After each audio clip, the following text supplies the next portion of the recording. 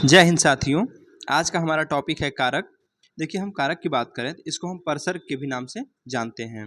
अगर इसके हम भेद की बात करें तो 8 भेद होते हैं, जिसमें पहला है कर्ता कारक, दूसरा है कर्म कारक, तीसरा है करण, चौथा संप्रदान, पांचवा अपदान, छठवां संबंध, सातवां अधिकरण और आठवां संबोधन।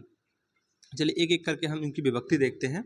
कर्ता कारक की विभक्ति ने होती है, कर्म कारक की विभक्ति को होती है, करण कारक की से या के द्वारा, संप्रदान कारक की के लिए, अपदान से अलग, संबंध में का के की रा रे री आते हैं, अधिकरण में पर आते हैं और संबोधन में हे हो अरे आते हैं। अगर हम कारक की परिभाषा की बात करें तो कि कारक चिन्हों को परसर्ग के भी नाम से जानते हैं। ठीक, जहाँ पर का अर्थ होता है बात तथा सर का अर्थ होता है चलना। देखिए, वाक्य के जिस शब्द का संबंध क्रिया से होता है, किससे? क्रिया से। वाक्य के जिस शब्द का संबंध क्रिया से होता है उसे कारक कहते हैं। ये वाक्य में स्वतंत्र होते हैं। ठीक, और इनकी संख्या की बात करें तो ये 8 प्रकार के होते हैं। ठीक है, चलिए कुछ पॉइंट देख लेते हैं। जैसे एक है हमारे आचार्य किशोरीदास जी। आचार्य किशोरीदास वाजपेयी के अनुसार कारकों की संख्या 6 मानी जाती है, क्योंकि इन्होंने संबंध कारक और संबोधन कारक का संबंध क्रिया से नहीं माना है। चलिए एक एक करके हम इनके भेद को पढ़ते हैं। पहला हमारा है कर्ता कारक। देखिए, कर्ता कारक होता क्या है? वाक्य में काम करने वाले को कर्ता कारक कहते हैं। ठीक, अर्थात जो वाक्य में जो काम करने वाला होता है उसको हम कर्ता कारक कहते हैं। अथवा इसकी दूसरी परिभाषा है, वाक्य में क्रिया का फल स्वयं कर्ता में ही रहे उसे कर्ता कारक कहते हैं। ठीक, और इसकी विभक्ति की बात करें तो इसकी विभक्ति ने होती है। ठीक, देखिए वाक्य में जो काम करने वाले को ही कर्ता कारक कहते हैं। राइट, चलिए इसके हम कुछ उदाहरण देख लेते हैं।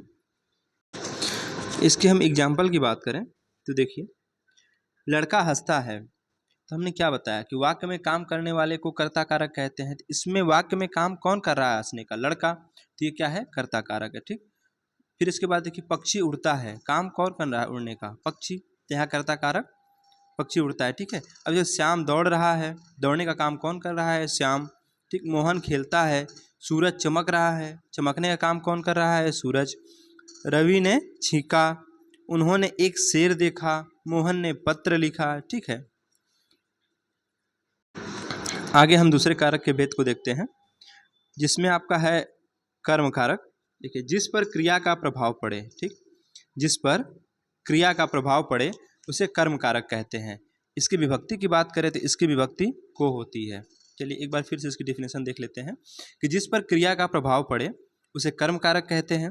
अर्थात इसमें क्रिया का प्रभाव जिस पर पड़ता है उसको ही हम कर्म कारक कहेंगे। और इसकी विभक्ति की बात करें, इसकी विभक्ति को होती है। जैसे एग्जाम्पल में देखिए, उसने श्याम को पढ़ाया, विभक्ति क्या है? को। ठीक, मोहन ने चोर को पकड़ा, शिकारी ने शेर को देखा, मोहन ने सांप को मारा, लोगों ने शोरगुल करके डाकुओं को भगाया। ठीक, राम ने करण को पत्र लिखा। इनकी विभक्ति क्या यहाँ पे है? को, तो ये क्या हो गए? कर्म कारक। राइट, देखिए इसके कुछ और भी उदाहरण हैं। उसने सुनील को पकड़ा, विभक्ति क्या है? को।